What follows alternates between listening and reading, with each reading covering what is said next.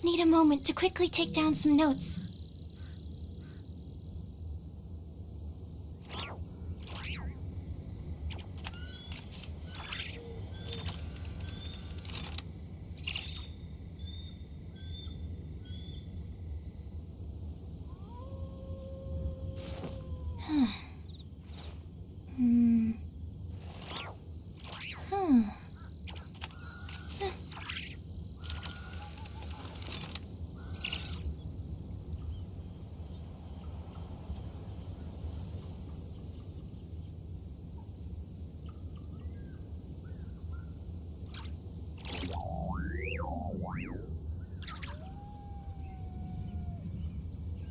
What was that? Oh, it's gone. Can I go take a look?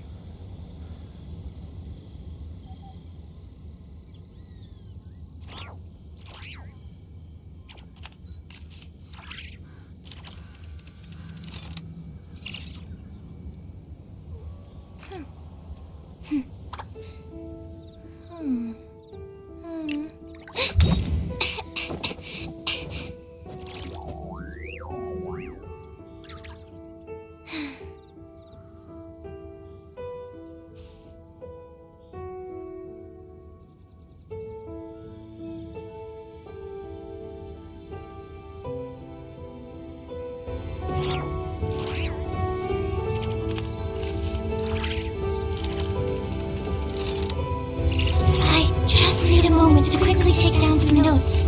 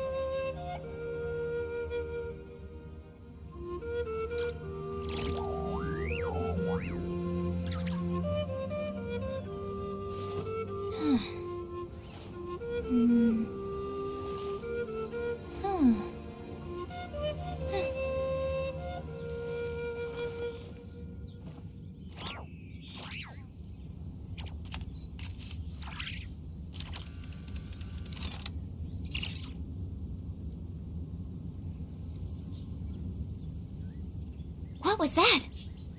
Oh, it's gone. Can I go take a look?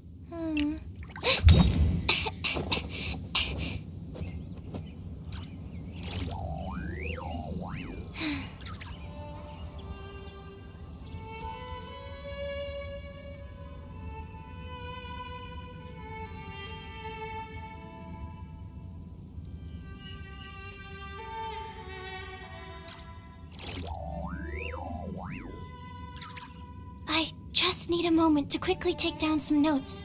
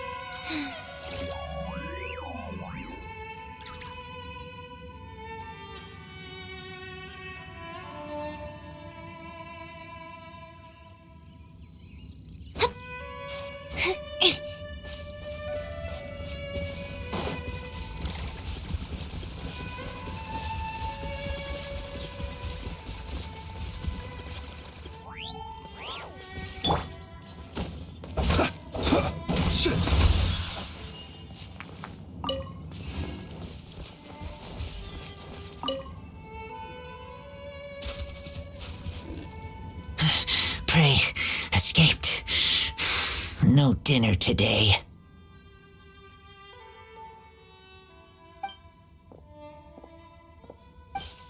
My name is Razor. So many.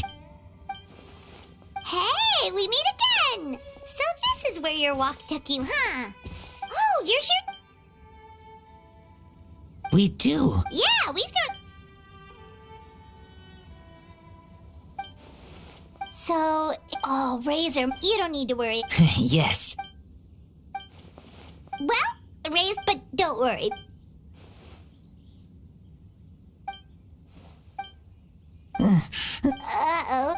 Hey, Traveler, you're up. Mondstadt, friends and teacher said. Teacher.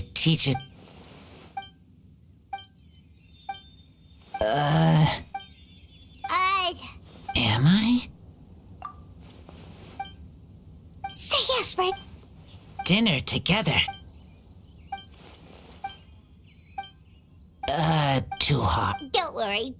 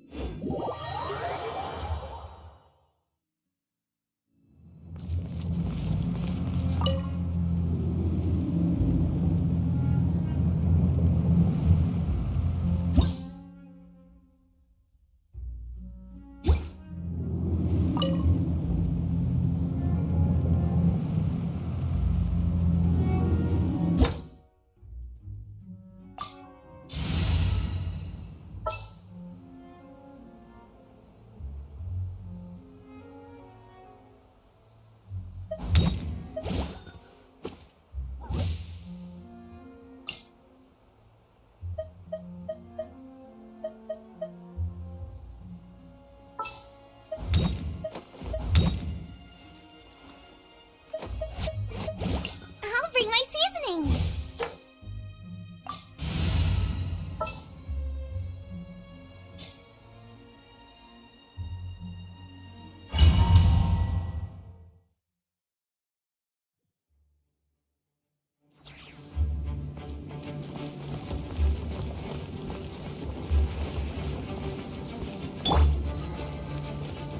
I'll protect us.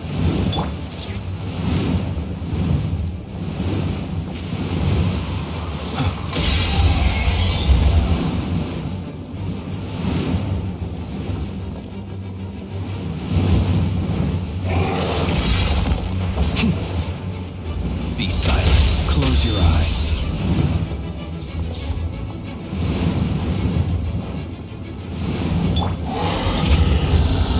Let the show begin.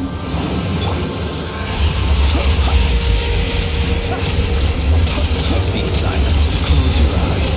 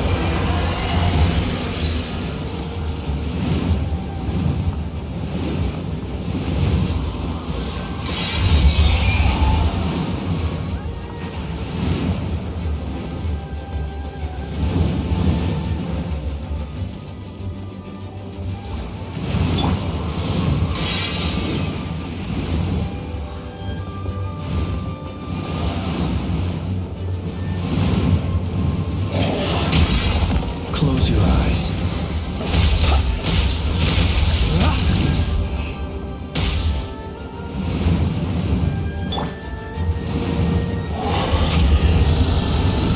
Right him into the fire. Observe. Close your eyes.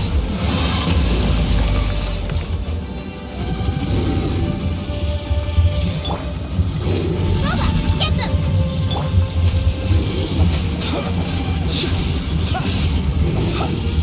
Observe. Be silent.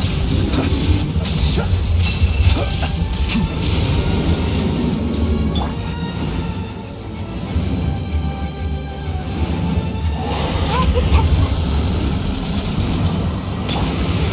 Observe. Be silent.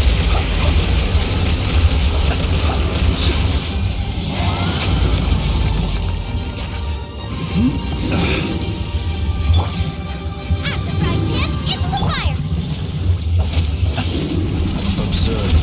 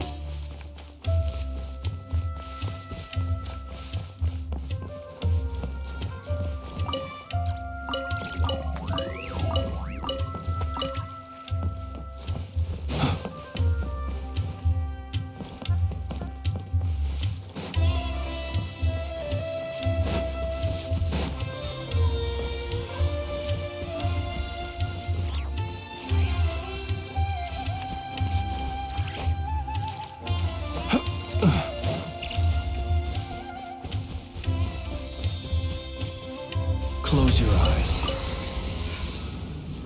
Observe.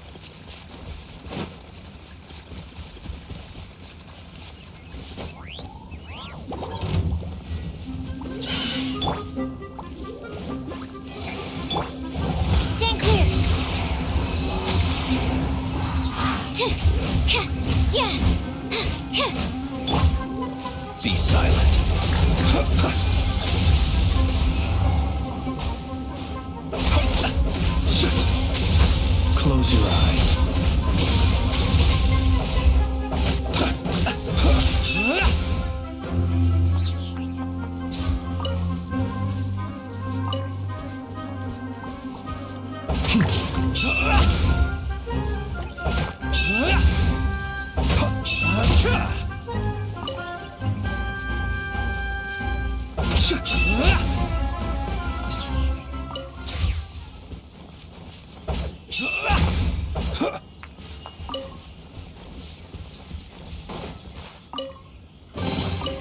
Goodness, how the world has changed. Might I ask, when did the custom of placing treasure chests in every nook and cranny come into fashion?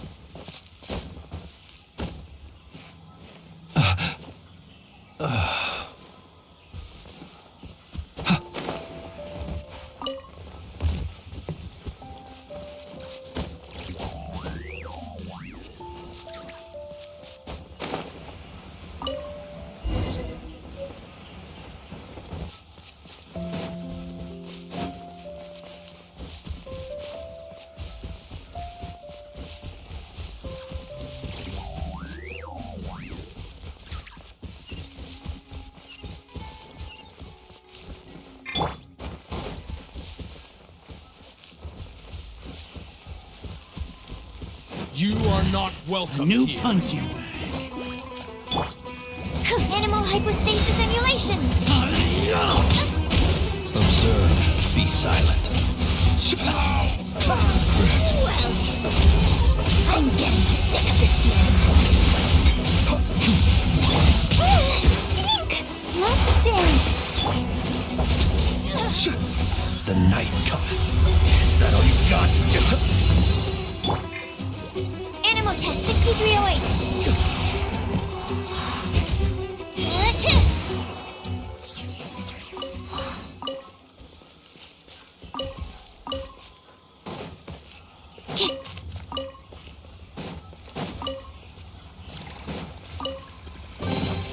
Chests appearing out of...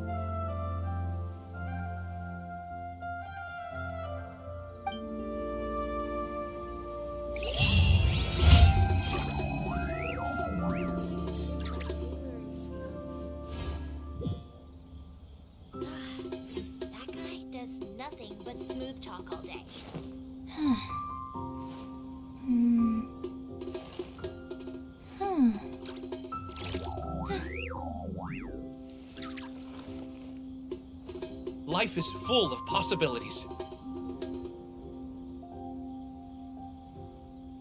That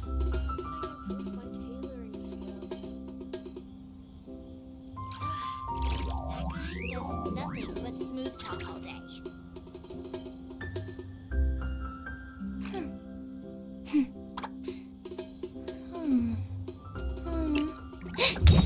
Life is full of possibilities.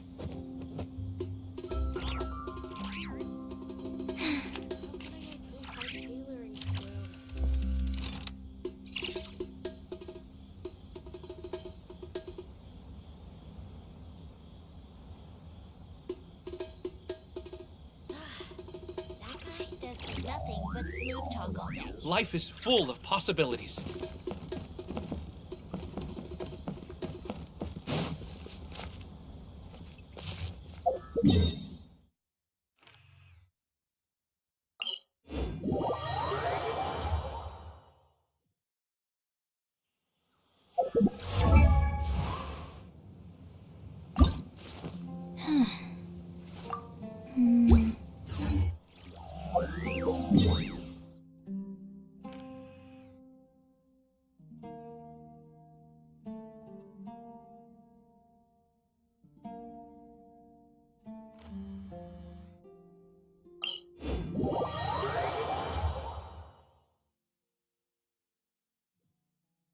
Humidity levels are increasing. Think we can run some tests?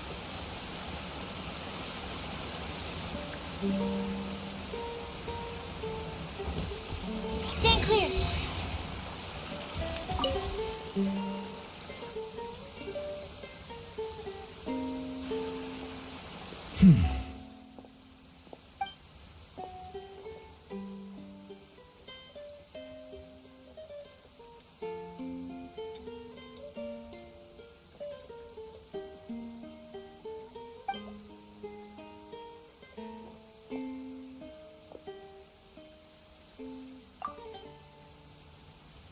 Ah, traveler.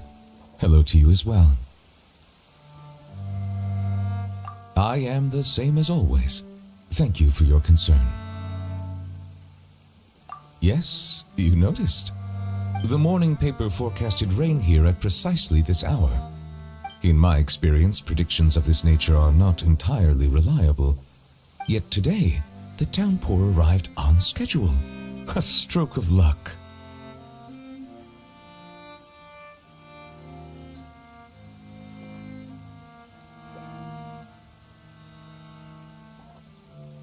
Thank you. Though I do realize that standing in the rain is only my personal predilection and that most would find it odd. Are you certain you wish to stand here with me while it pours unceasingly?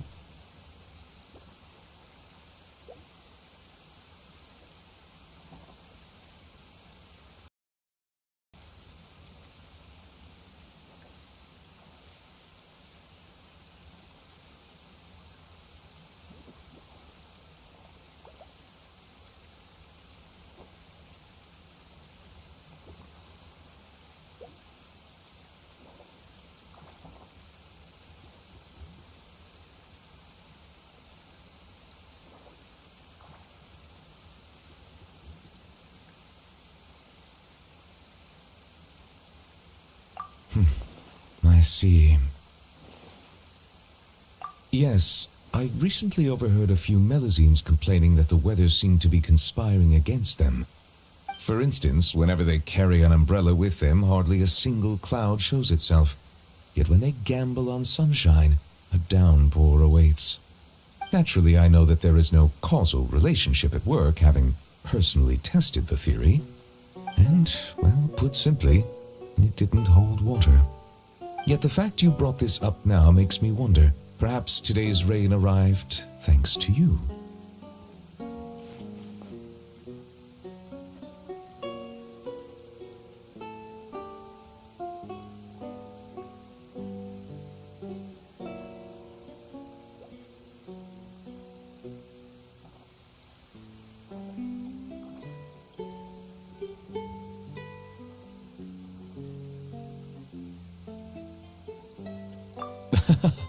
You jest, I presume. I'd feared this squall might have soured your plans, but I'm glad it doesn't seem to have dampened the mood.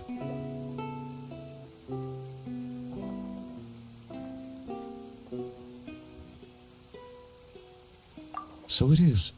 One's thoughts drift easily whilst... For instance, do they not? Well, a passable... Very well. Your feedback, I am glad to...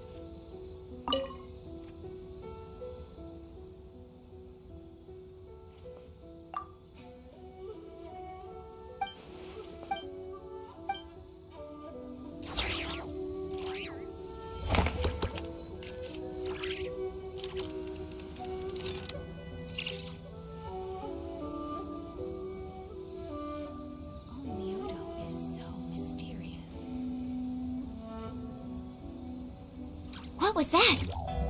Oh, it's gone. Can I go take a look?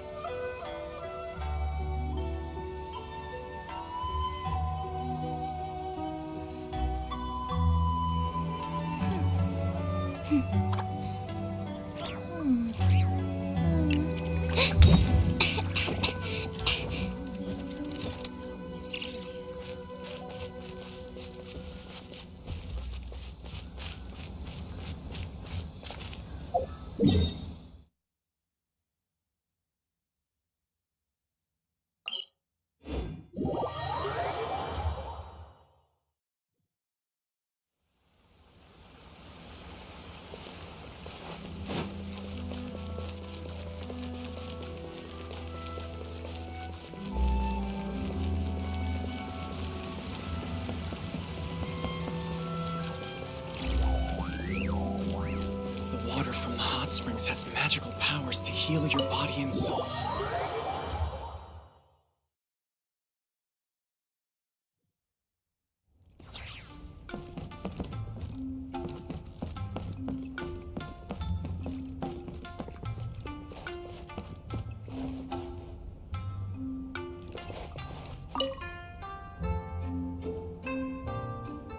You're Miss Layla's alternate personality, yes?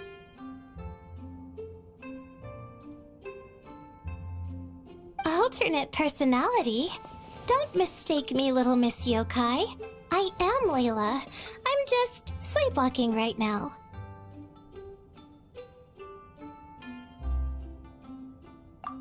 No less than I'd expect of my dear friend the Traveler. An apt sobriquet. Your personality is the opposite of Miss Layla's. Almost like a mask worn over her original personality. A mask? Now Now that's an amusing way of putting it. How many more masks like you are there? That's a nice pose you're striking, little Miss Yokai. What would you do if I were to say more than one? My response depends on your answer, so please do so. But let me be clear, lies are of no use here.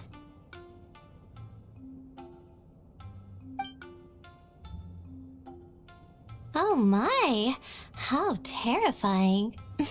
But relax. I'm one of a kind. And what's more, I'm nothing like you assume. At most, I help her with her homework and draw some star charts after she finally falls asleep. She's been pushing herself harder lately, piling more pressure on herself. Not that she'd admit it, but I know absolutely everything that goes on in her mind. She's clearly doing a good job, but she won't rest until she's found some flaw, even if there isn't one to find. Such intense introjected aggression. Does Miss Layla rarely receive positive feedback in her daily life? The opposite. Her advisor and classmates all praise her to the skies. But she ignores what she's already accomplished, fixating instead on every little imperfection or unfilled gap. I understand. I'll adjust her treatment plan accordingly going forward. Just a word of caution. If Miss Layla does recover, you will disappear. Is that so? Great. Looking forward to it. Huh? What? Confused? Little Miss Yokai, I am Layla. I always have been. Rather than disappearing, it'd just be the mask being dropped. Traveler, would you mind supporting me a bit? I think she's about ready to wake.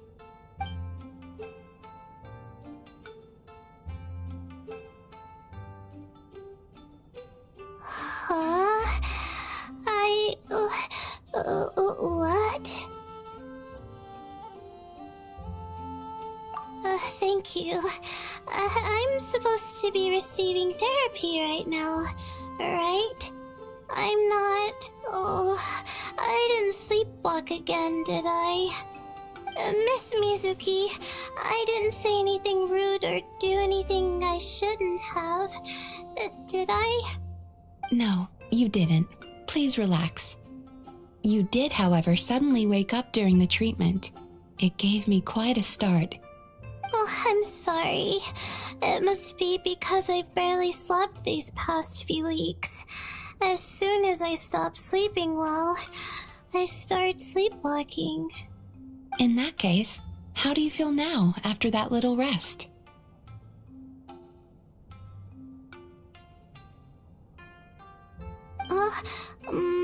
I slept well, and I don't feel dizzy.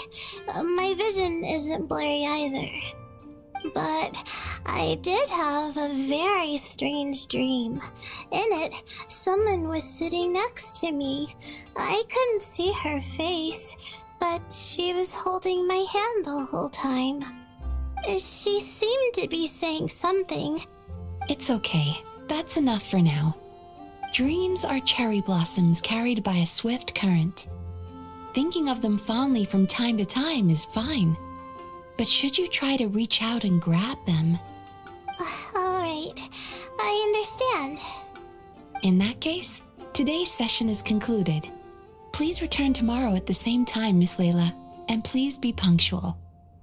Yes, thank you. And thank you for supporting me just now, Traveler. Okay, I'll be going now. You know, I think I can write a great abstract now.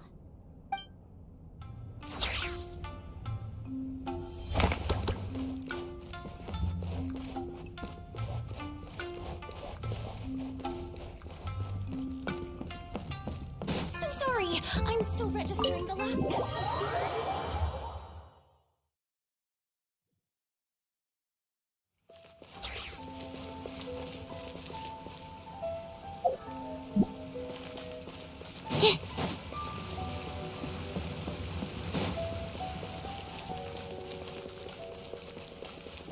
Ad Astra Abyssosk. Thank you for completing today's commissions. Ad Astra Abyss.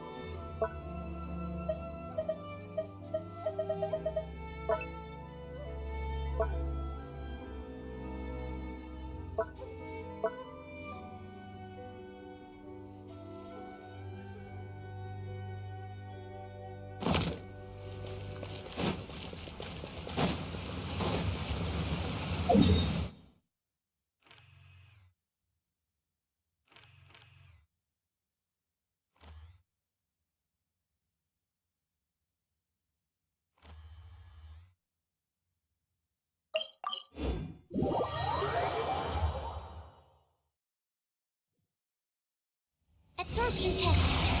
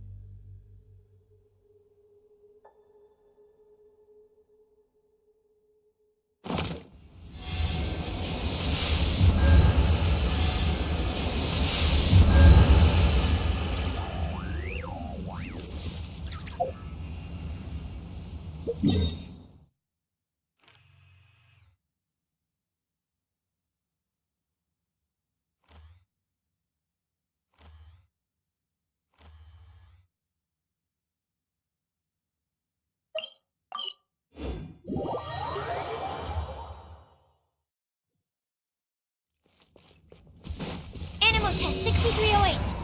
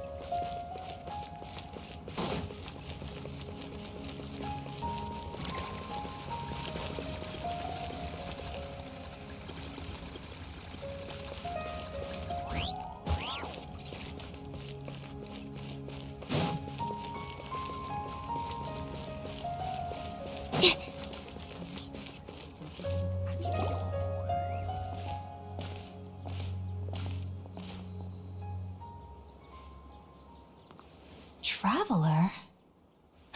It is you! Ah, it's Hypatia! What a pleasant surprise! It's so nice to see the two of you again. Who's this? She's a scholar we met in the Avidia Forest. When we last saw each other, she was still training in the... what's it called? Satyavada life? Oh, I see. That's right, we're old friends. You've come at just the right time. Ever since I've come here, hardly anyone has even talked to me. Hypatia, you're way too excited about this. Actually, for you to leave the Avidia Forest means... you're not in training anymore? Wait, no. Did you already finish your training and reach Paripurna life? What do you think?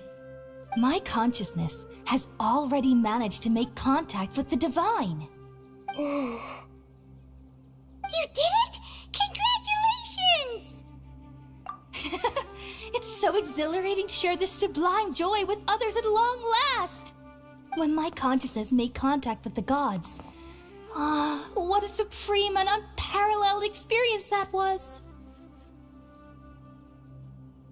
That sounds incredible!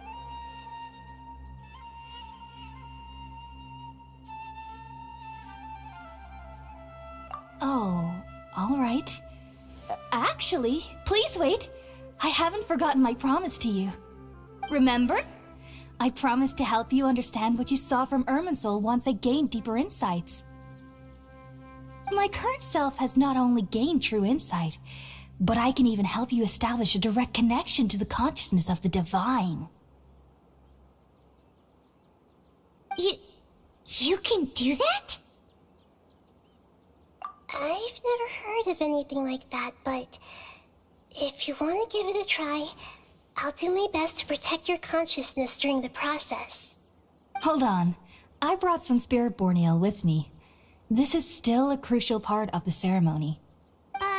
We're using that incense again? All right now. Hold my hand. I'll help you establish a pathway to connect your consciousness. Okay. Ready?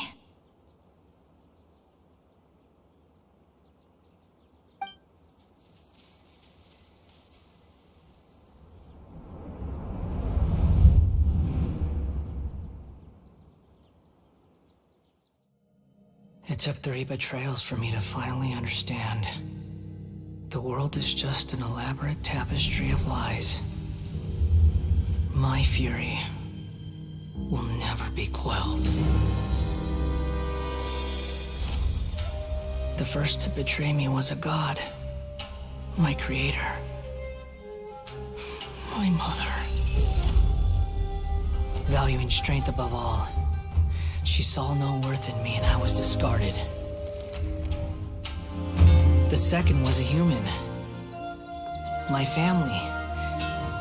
My friend. Consumed by fear, he saw me as an abomination. The third was one exactly like me. A hope for the future. A fledgling barely out of the nest. Powerless before his mortality, he broke his promise to me. Humans, they can't be trusted. And the gods fill me with pure loathing. So I said good riddance. I denounced the world and laugh in its face. My chest will never again be defiled by worldly filth. I will scrub away every last trace of human emotion. Then it will be empty, a blank slate, and ready to receive a supreme gnosis, brimming with pure divinity.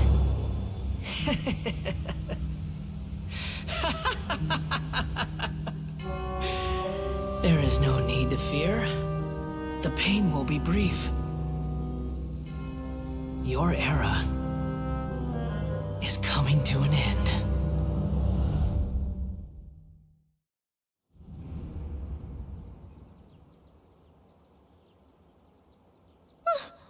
What was that?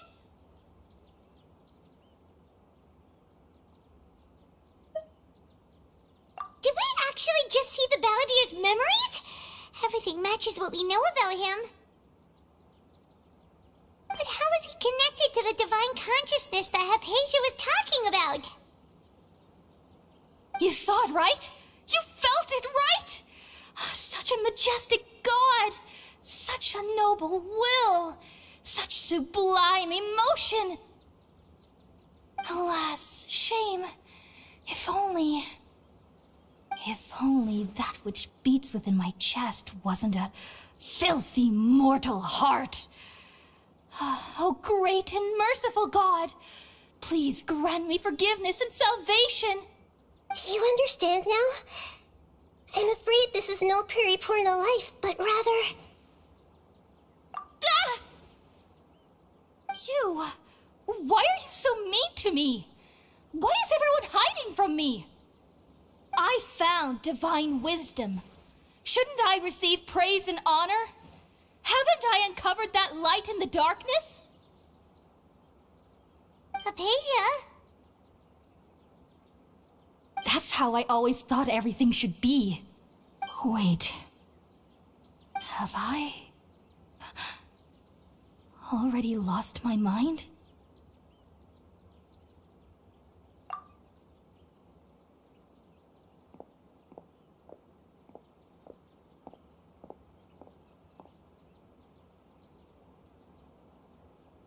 Wait, something isn't right.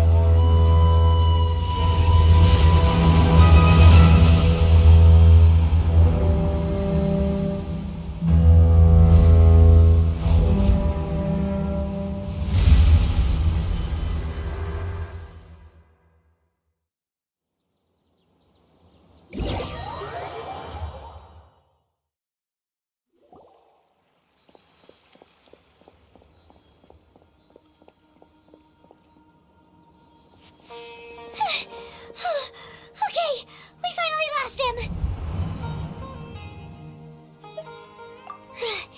Are you okay, Nahida? Wait, no. Something feels different. You're back! Oh, the Traveler's back? Nahida was controlling your body for a while. It seemed like she jumped over to you as an emergency measure right before the Catherine puppet was destroyed. After that, Tainari heard the commotion and came over. He helped us defeat the mercenaries and then he ran with us all the way here.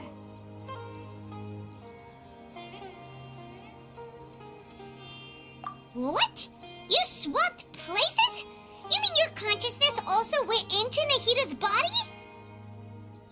Wait, then where is Nahida's consciousness? Where is she now? I never imagined that an individual's consciousness could be transferred around like this. Had I not seen it with my own eyes, I would have never believed it. I don't think this can be achieved with current human technology.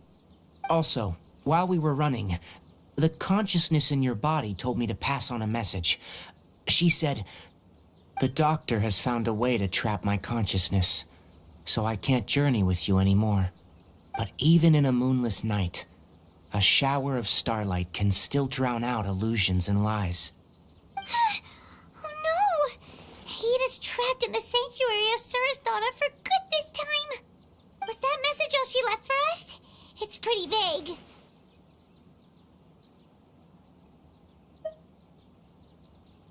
Oh, that makes sense! Since the doctor captured her, she won't be able to say anything without him knowing. She's being extra careful. Even in a moonless night, a shower of starlight can still drown out illusions and lies. Huh. Paimon knows the moon illusions and lies are from the alchemical divination at the Sumeru's festival. Didn't Nahita use a starlight analogy before? It had something to do with Sataria.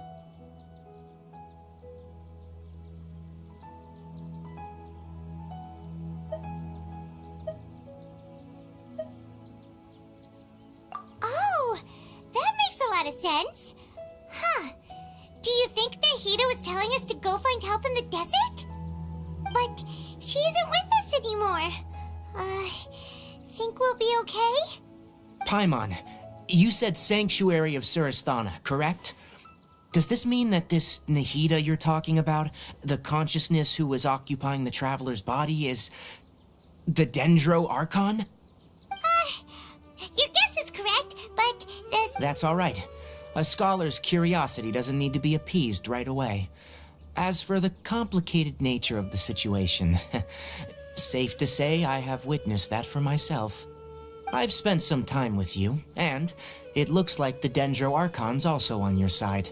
So, I trust you. Thank you, Tainari. Oh, actually, we came here to ask you a question. What do you know about the project that the sages have been working on? That. While I was indeed invited to join that project, the sages were always secretive about its scope and goals, so I eventually declined. All I know is that the project has something to do with the restoration of Irminsul.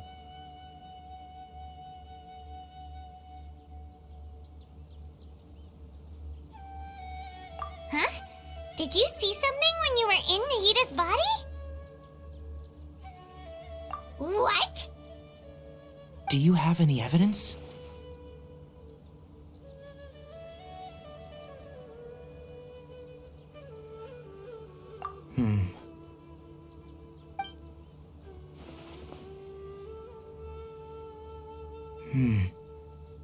So that's what happened. That explains why Hypatia's symptoms were different from those of the other scholars who went mad. It's because she made contact with the consciousness of a new god who is still in the process of being born. Tainari, did you leave the Avidia Forest because of Hypatia? I did. I noticed Hypatia's mental anomalies, but since her symptoms were rather atypical, I secretly took her to Pardis Di and began searching for a way to return her to her normal self. If I didn't take action, Hypatia would have already been taken by the Matra to the desert, doomed to a life of exile at Aru village. Now that you mention it, I knew the Academia has never thought particularly highly of Lesser Lord Kusanali, but I still didn't expect them to do something as arrogant as creating a new god. Looks like I made the right decision by not accepting their invitation. The Doctor and the Balladeer. We have 2 Fatui Harbingers in Sumeru. Sounds like we're in for a bad time. From your description, I don't think they've completed their project. There may still be room for us to intervene. But then, what is the connection between creating a new god and restoring Irminsul? Yeah, it feels like we're still nowhere close to figuring out the sage's goals. Right, we've pretty much gone over everything we need to know, so we should head out. How about you, Tainari? What are you going to do? I'll stay here for now. I still want to try a few more things to help Hypatia. If you're planning to go into the desert, start by heading for Caravan Ribat. That'll be your fastest route. Come find me here if there's anything else I can do to help. May the spirit of wisdom go with you. Thanks, Tainari. Hopefully Hypatia will feel better soon. We're off then.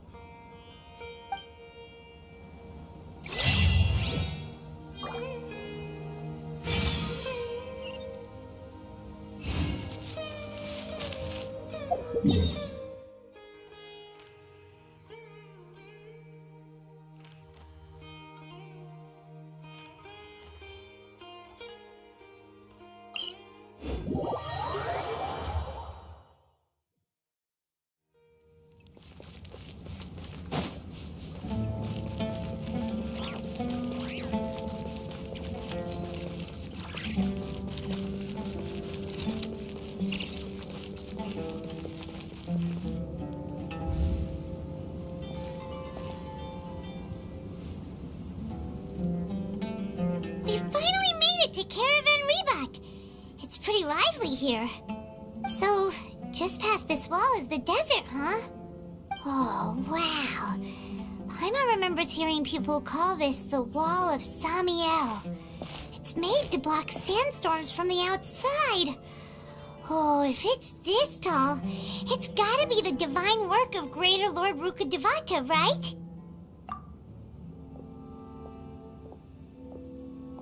Enough gawking. Come on, follow me. Huh? Over here.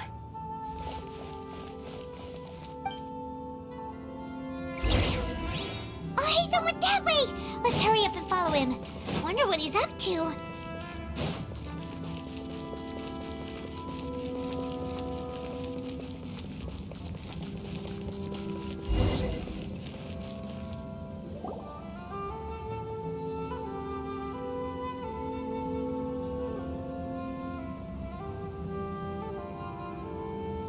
What the?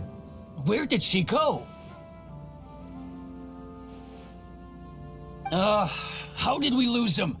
They were just here a second ago. More Eremite mercenaries? Who are they working for this time? Anyway, Traveler, it seems like we were being followed again. You were too careless. You should have noticed those hopeless amateurs trailing you a long time ago. There's no need to thank me. I've never cared to keep track of personal favors. All I did was correct a mistake I happened to come across. It's a habit I developed at the academia. You really gave Paimon a scare, Alhaitham. We never thought we'd run into you here. Last time we met at Port Ormos, didn't you say you were going back to the academia? Wait, don't tell Paimon that you're here to take us back on their orders. Oh, so you've already landed yourselves on the academia's hit list. I can't say that I didn't expect it. However, had I wished to turn you over to the academia, don't you think you'd already be the Eremites' honored guests by now?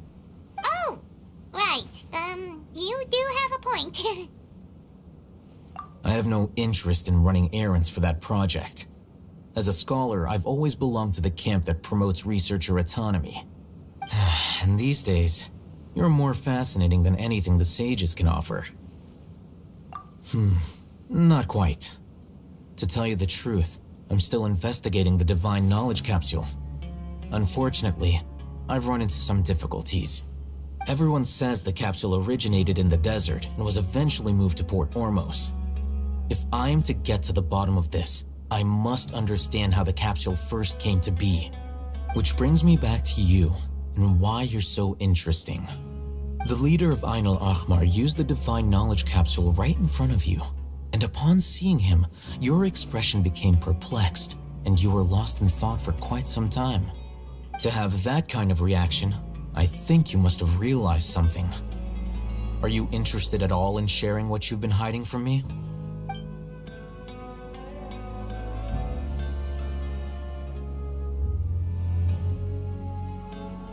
Alhaitham, you really have a ridiculous eye for detail.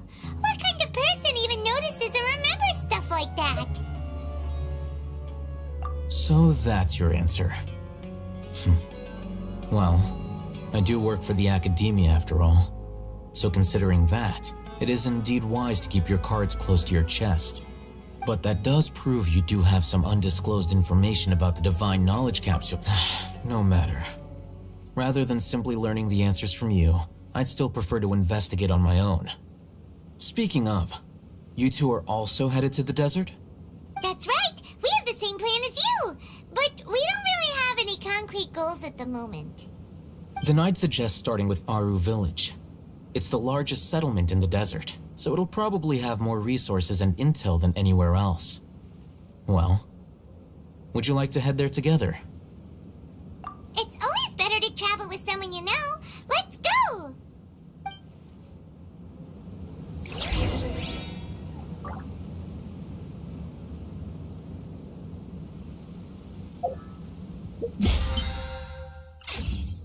Welcome, weary travelers.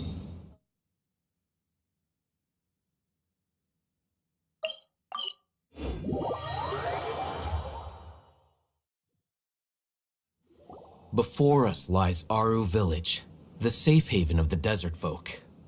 Whoa, this landscape is really something else. What a cool place! Let's go check it out!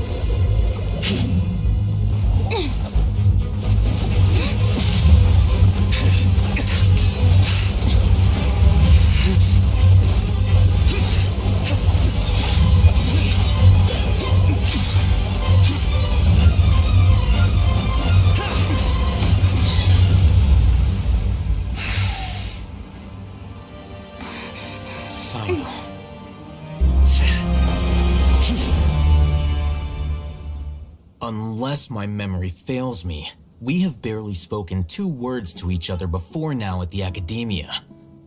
Would you care to enlighten me as to when and how I invited the General Mahamatra's wrath? Oh, Hatham. Do not think you can escape my judgment, just because you managed to escape my attack. Judgment? So that's how you'd characterize your actions here, is it? Or would elimination perhaps be a more accurate description? Had I used my full strength, not even this traveler would have been able to stop me. Though styled like an assassination, I sought only to ensure that my target would be unable to flee or resist. Standard practice for the Matra, as well you know. Seemed to me more like your own personal touch. Who is that, Al-Haytham? Did you call him General Mahamatra? Yes. General Mahamatra Sino, head of all the Matra at the Academia. He's a formidable hunter, and the ultimate nightmare for any who have committed academic crimes. You seem to have placed a lot of trust in Al-Haytham, to the point of blocking an attack for him. If I were you, I'd never choose to side with him. I wouldn't believe a single word that comes out of his mouth. I have been pursuing this scribe for a long time. I urge you, stand back and do not seek to defend him any longer. Otherwise, there will be consequences. Has Al-Haytham done something wrong? Hyman doesn't think he's as bad as you've made him out to be. I won't waste my breath explaining things. Al-Haytham, I saw it during our fight. Take it out. The Divine Knowledge Capsule you're hiding on your person. Unless you want me to retrieve it for myself. Very perceptive of you. Nothing escapes a Matra's senses. Wait, the Divine Knowledge Capsule? Didn't it fall into the Matra's hands in Port Ormos? No wonder you speak with such confidence, Sino. But I must admit, I'm very curious. What does this capsule mean to you? And why, as General Mahamatra of the Academia, are you all alone in the desert? As far as I'm aware, the other Matra have been speculating about your disappearance. Have you been given a mission that's, let's say, morally dubious? If I was the real target of your mission, what was stopping you from simply using your authority and resources to judge me within the walls of the academia?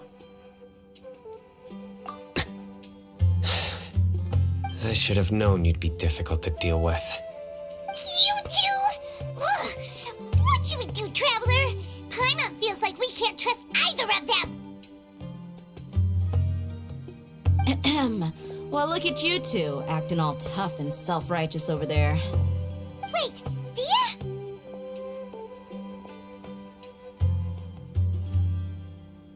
Great! Finally, someone that we can trust! You gotta help us out here. Otherwise, these two are gonna start fighting again! Yeah, sure looks that way. Two giants from the academia duking it out once and for all.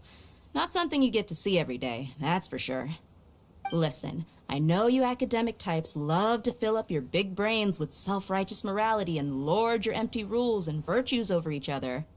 But how dare you bring your petty disputes into the safe haven of Aru Village? It seems like someone's gonna have to beat some sense into your thick skulls until you finally learn to respect these grounds.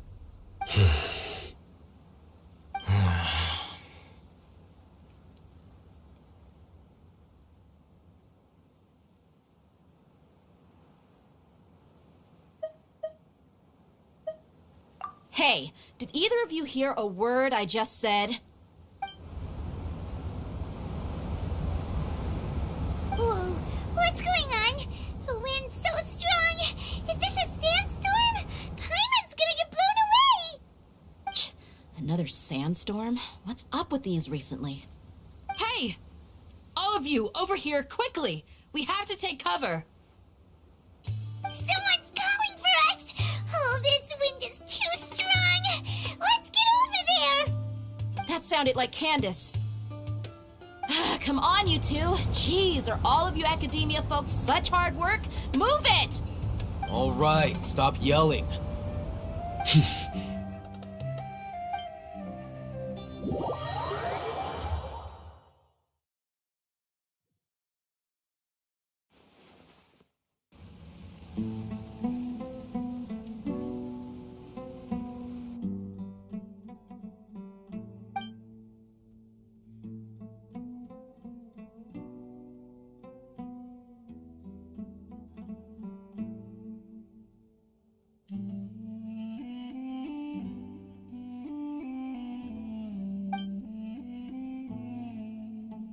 Well, this is pretty awkward. Hey, wanna play sardines with three people who wanna tear each other limb from limb? Sure, why not? Sounds fun. The air is so thick and heavy. Paimon can hardly keep floating anymore. My sincere apologies, everyone. This is the home of our village chief. I will have to ask you to make do with this small room until the sandstorm dies down.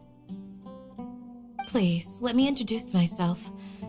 I am Candace, protector of Aru Village. Our savior has come at last! Nice to meet you, Candace. The name's Paimon. There's no need to thank me. It's only right to help each other when the weather gets rough. Wow, she's so gentle and caring, like a nice older sister. Unlike those guys over there. All right, now that we're all better acquainted, we should return to the topic at hand. As a guardian charged with the responsibility to protect my fellow villagers from harm, I was observing your conflict from afar, even before the sandstorm started. And now that you have set foot within Aru Village itself, it is all the more my responsibility to make absolutely sure that you pose no threat whatsoever to us. So please, have an honest and sincere conversation with one another and put your hostile feelings to rest. If anyone dares to start anything again while they are under this roof, I will not hesitate to send them out for some quality time with the creatures of the sandstorm. Oh, on second thought, Paimon may have misjudged Candace's character. And that goes for you too, Miss Dia. Do I make myself clear? All right, we got it, Candace. That's what I like to hear. So, which of you will begin? I was supposed to be a mediator, but I might have gotten a little too involved just now. Anyway, one of those two should probably start talking. Wait, that was you trying to be a mediator? I have nothing to hide, so there's no shame in explaining myself. While Al-Haytham wasn't wrong about the other Matra not knowing my whereabouts, it's not because I've been assigned a morally dubious mission. Rather, I've chosen to exile myself. Huh? Exile yourself? A little while ago, I discovered that there was data missing in the Academia's project planning and development files. What little they did report clearly did not match the project's actual progress. As General Mahamatra, I had the responsibility and authority to request an audit.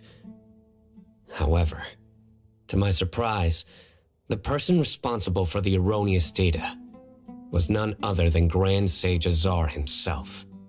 I tried to investigate the issue myself before submitting a formal audit request, but I soon found that all leads and potential pieces of incriminating evidence were carefully concealed from me. I began to realize that they were cautious of me from the very beginning. Unsurprisingly, the Grand Sage rejected my audit request as soon as the submission reached his desk. He even said to me, "The power of the General Mahamatra is granted by the sages. You have no right to judge us." So they really are up to no good. I realized then that to the Grand Sage, the Matra are nothing more than tools for the sages to assert and maintain their control over knowledge.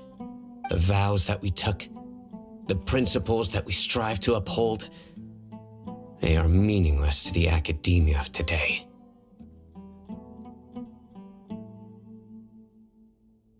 I believed it would be wise to flee the academia before the sages had a chance to take action against me. This way, they can no longer see nor predict my actions.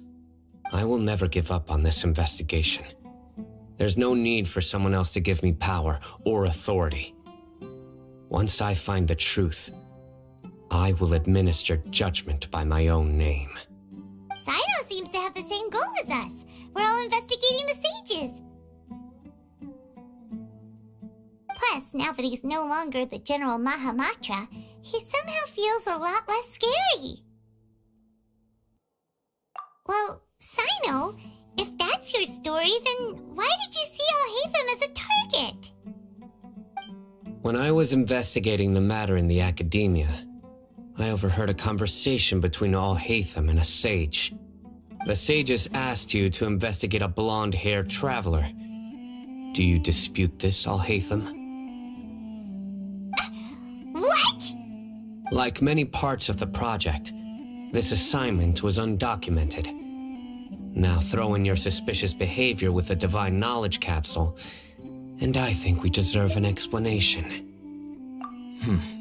Yes. I was indeed tasked with investigating the Traveler. Al-Haytham! After all, the promised reward was so great that hardly any scholar could have refused. The sage told me, once you've completed this assignment, I can give you a glimpse of divine knowledge. A most enticing offer. Unfortunately, those academics don't know me at all. Their words contained one key piece of information, namely that divine knowledge indeed exists. That gave me all I needed to know. From my perspective, the sages are far from trustworthy. Think about it. Isn't it a little strange they're so willing to share divine knowledge with anyone, even as a reward? So, I began my own investigation following the lead of the Divine Knowledge Capsule. In the end, I realized my wisdom in committing to this rather than collaborating with the sages. Had I been less guarded, I probably would have ended up like that Ain al-Ahmar mercenary, incapable of remaining sane for long enough to hold a conversation. You mean that the sages originally planned to dispose of you, Using one of those capsules that drive people insane? I'd already given up on the assignment by then. I only told the Academia I was waiting in Port Ormos for you to appear so they wouldn't suspect anything. So it came as quite a surprise when I encountered my erstwhile target while investigating the Divine Knowledge Capsule. Criminals do love to talk about coincidences. Even though I ran into the Traveler by chance, I had no intention of providing assistance to the Academia. Also, you should remember, you were the ones who decided to follow me and strike up a conversation after I left that tavern. That's true. Alhaitham helped us out at Caravan Rebat as well. Maybe he's telling the truth. I'm willing to apologize if that's worth anything to you. I took the Divine Knowledge Capsule behind your back because I judged its existence to be a significant risk. I felt that it would be best for no one to interact with it before it had been properly studied. After all, curiosity often proves to be the most dangerous thing in this land. You should be well aware, Scribe Alhaitham, that curiosity can also lead you to danger and suspicion. Answer me this. Did the sages share any information about their project with you? Have I not made myself clear? You and I are both distrusted by the Academia. Do you really think they would tell me anything? Fine. Although you haven't completely proven your innocence, I won't regard you as an enemy, for now. As you wish. Good. I'm glad to see you two clearing up your misunderstandings. And now you, Dia. I believe it's your turn. Oh, sorry. Whatever the boys were talking about must have been so boring that I spaced out. My situation is pretty straightforward. My employer, Dunyarzad of the Homayani family, is friends with the Traveler and is currently recovering from her illness at home. I had nothing going on, so I decided to return to Aru village for a visit. I was actually looking forward to a pretty exciting time getting back together with everyone here. But then I saw these two random guys in the middle of a pointless argument. It ticked me off, and things went downhill from there. Is that all? Well, I will admit that definitely sounds like your style. In that case... That's more like it. I missed you all so much, Candace. Whoa! What was that sound? No need to worry. Now that you're no longer at each other's throats, please make yourselves at home. I'll take a quick trip outside to clear out some of those creatures in the sandstorm. Creatures? In the sandstorm? Fighting in a sandstorm is not for the faint-hearted. Anyone without extensive training in these conditions is at a disadvantage. You needn't worry. Yeah, just leave him to Candace. Don't worry, she's as tough as they come.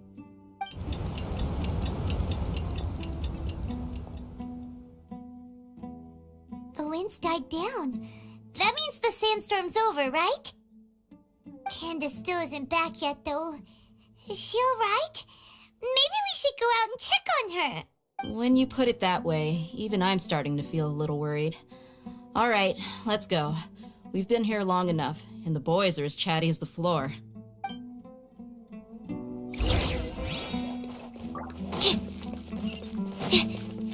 Absorption test.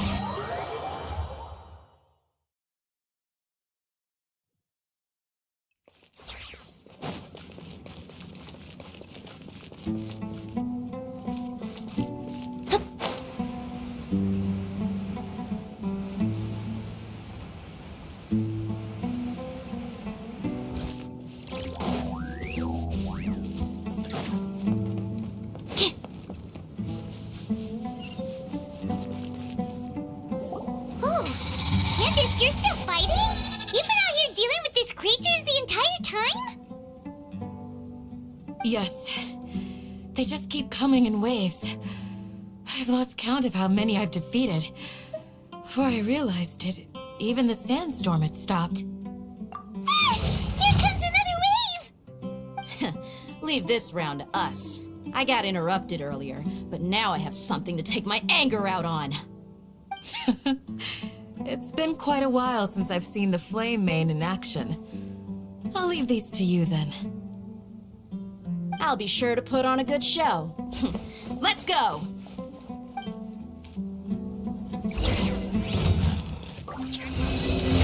Stand clear. Animal test 6308. Nice and spicy. Close your eyes. Here comes another wave. When are they ever gonna let up? Booba, get them. Stand clear. Enhanced animal module 75.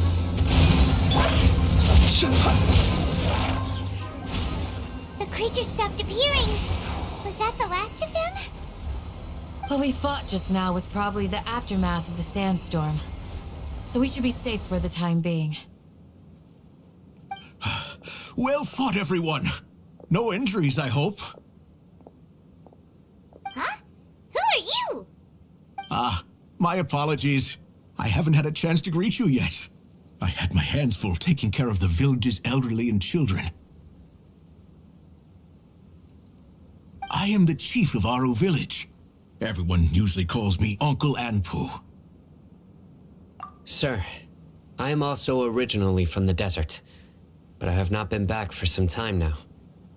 May I ask if such sandstorms are common? I can't say they've always been common, but recently the storms have become increasingly severe and frequent. Besides sandstorms, we also occasionally get earthquakes. According to an investigator who stayed in the village a while ago, these unusual natural phenomena are related to the withering of Irminsul. Another effect of Irminsul's withering.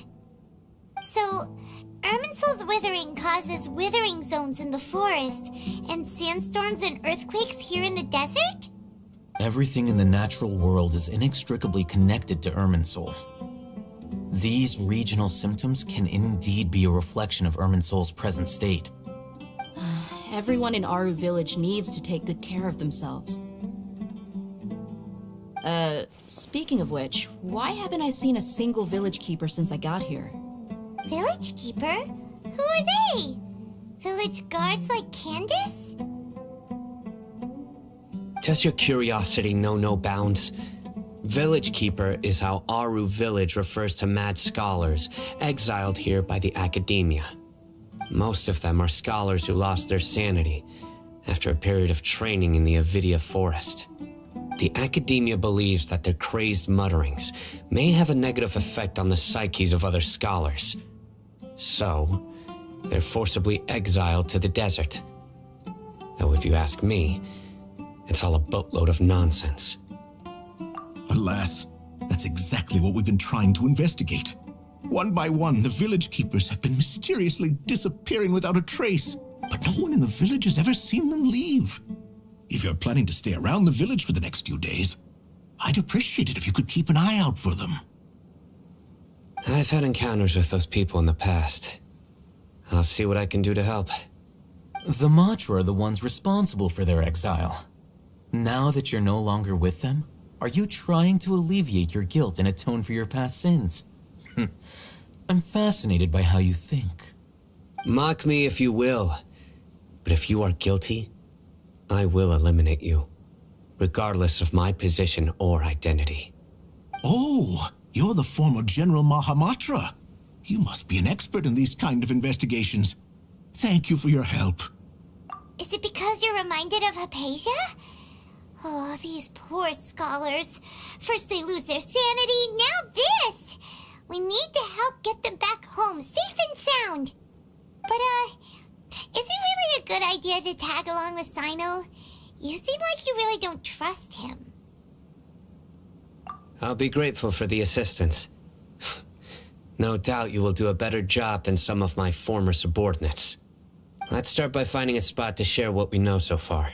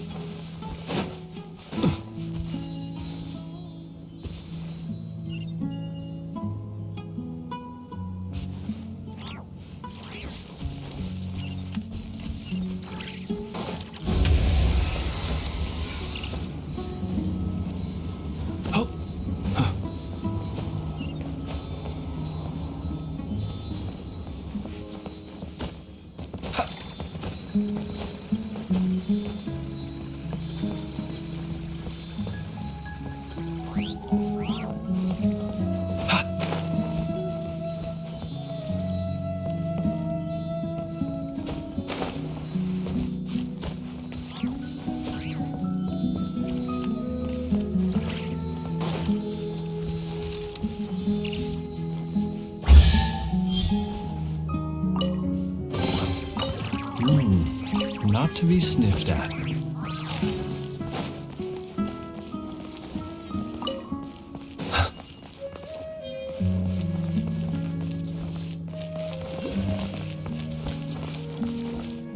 I'm getting old. It's time to make plans for the future.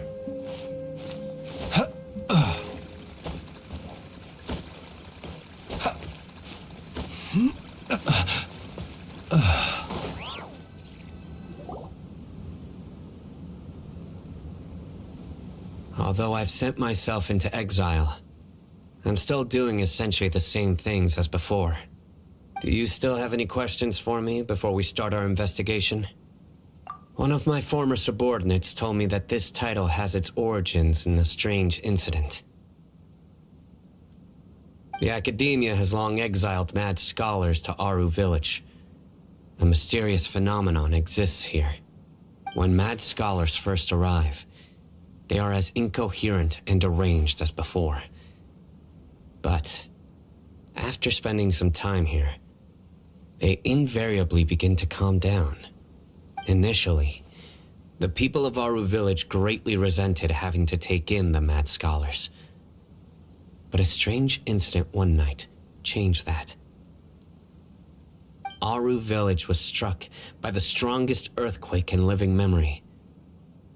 Seeing buildings on the verge of collapse all around him, the then chief of the village was preparing to take everyone to safety. Suddenly, he noticed a mad scholar crouching in a corner, caressing the ground with his hands. A soft, green light radiated from him, like a divine glow against the backdrop of night. Despite the powerful tremors that ripped through the ground that night, all the houses remained upright, almost as if they had grown roots reaching deep into the ground. In the end, not a single building collapsed, and no one was hurt. After that, the people of Aru Village treated the mad scholars with greater kindness, and began to refer to them as the village keepers. A soft green light? A mad scholar protecting Aru Village? What do you make of it, Traveler? Paimon thinks so too. Actually, Sino, do you know if any of the mad scholars continued to wear their Akasha terminals at Aru Village? In theory, they would continue wearing them so the Academia could still monitor their activities. With that said, the main Akasha system would no longer have any interaction with them. Oh, no wonder! Everything makes sense then! Add in the fact that they calmed down, it was probably Nahida who calmed them. If you are able to draw a conclusion from this one story alone, then it appears you possess much more information than I do. So, what do you make of the story?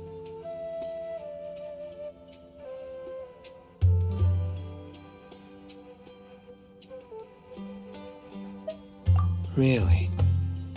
Lesser Lord Kusanali. What? You don't believe us? Lesser Lord Kusanali was definitely using the Akasha to give her power to the mad scholars! No, it's not so much that I don't believe you.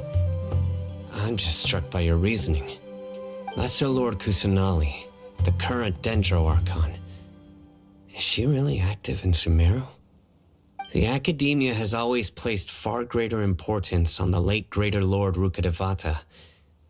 They've more or less ignored Lesser Lord Kusanali, and I've never had any reason to doubt their views. In addition, I've never heard any stories about Lesser Lord Kusanali and her deeds. To me, she might as well have been a god that never existed. No way! Nahida definitely exists! She's a... how should Paimon put it? She's a good Archon who's kind and wise, even if she says weird stuff sometimes.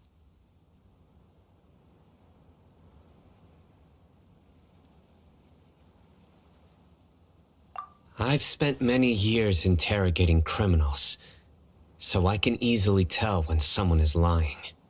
Good! Then you should know that we're telling the truth! That look in your eyes. I've never seen that from a liar. You two really must have met Lesser Lord Kusanali. How can this be? To think, our Archon has been amongst us this entire time. Alright, now it's our turn to put our skills to good use for this investigation. But easier said than done, especially since we don't have any leads.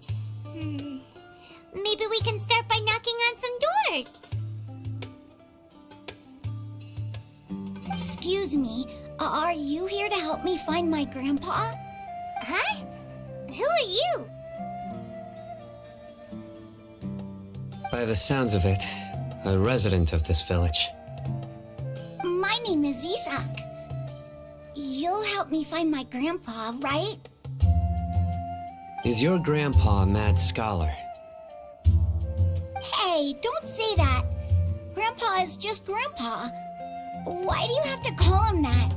It's not like he's a bad person or anything.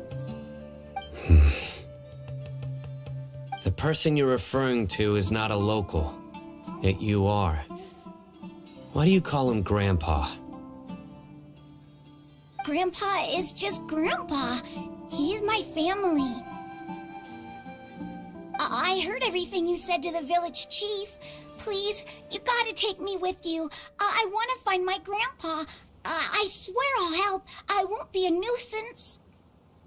Ah, so you're the one who was eavesdropping on us around the village chief's house. I was planning to go out and take care of whoever it was, but I had a vague feeling that they didn't harbor any ill intent. Whoa. Hatham wasn't kidding about Matra having sharp senses. Sino, he's just a kid. All he wants is to find his grandpa. Let's find a way to help him.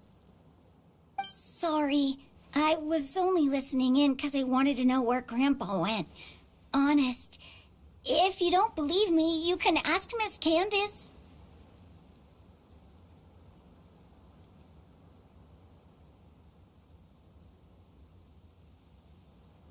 All right. But first, let's confirm the facts with Candace.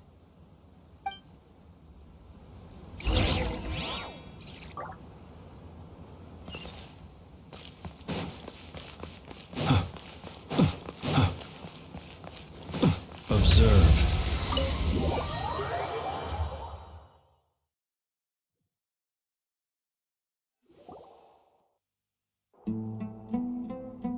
Sino is super vigilant. Is this what all the Matra are like? Ah, you're back already. We just wanted to confirm something with you. Do you know a boy by the name of Isak? I had a feeling he'd go looking for you. Huh? You knew this would happen? Yes. Although he tried his best to stay hidden, I still noticed him eavesdropping outside the window. He really wants to get his grandfather back. Isak's parents were both Aramite mercenaries who rarely returned to the village after finding employment in the city. He was raised by his grandfather. Unfortunately, it was only a few years before his grandpa passed away. Isak was still very young at the time, so various families in the village took turns caring for him so he could survive. Later, an elderly mad scholar arrived at the village. Isak thought the scholar bore a striking resemblance to his grandfather, and thus often spied on the man. However, the scholar was unkempt in appearance and incoherent in speech. Although Isak referred to the man as his grandpa, he was afraid and didn't dare to approach him. One summer night, the oft mumbling and bumbling grandpa suddenly calmed down and seemed to become more lucid. He even noticed Isak hiding in the distance. So Grandpa walked up to Isak and patted him on the head. He even took Isak to the entrance of the village, where he patiently taught the boy the names of the stars and accompanied Isak until he fell asleep. The next morning, Isak woke up and wanted to go find his grandpa again, only to realize his grandpa no longer recognized him. However, even so, Grandpa retained his calm expression. It's said that those who saw the scholar claimed he no longer appeared to be crazy, but appeared to be living in his own world, almost as if he were sleepwalking. Isak was thrilled that his grandpa was able to find peace and would follow him all the time, asking him things like, "Grandpa, want me to take you somewhere fun?" Or, "Grandpa, could you tell me stories about the stars again?" All this somehow just makes Paimon feel really sad. It seems like they both deserve so much better. Perhaps.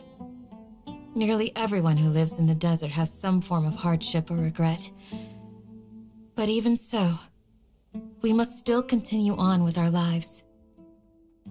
It's also my reason for fighting. I must continue to protect this land.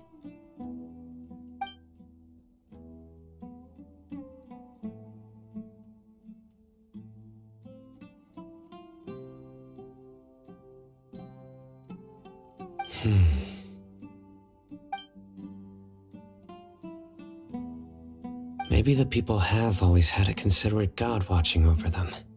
Huh? What did you say, Sino? No, nothing. As long as Isak keeps his word and doesn't get in our way, we can take him along. Perhaps you are more compassionate than I gave you credit for. Please accept my thanks on Isak's behalf, Sino.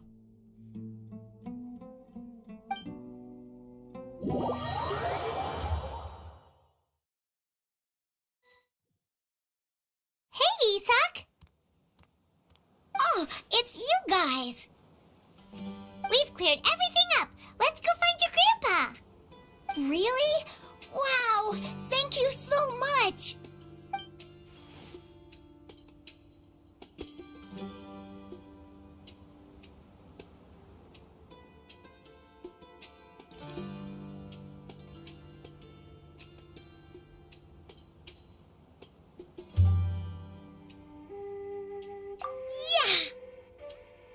All right.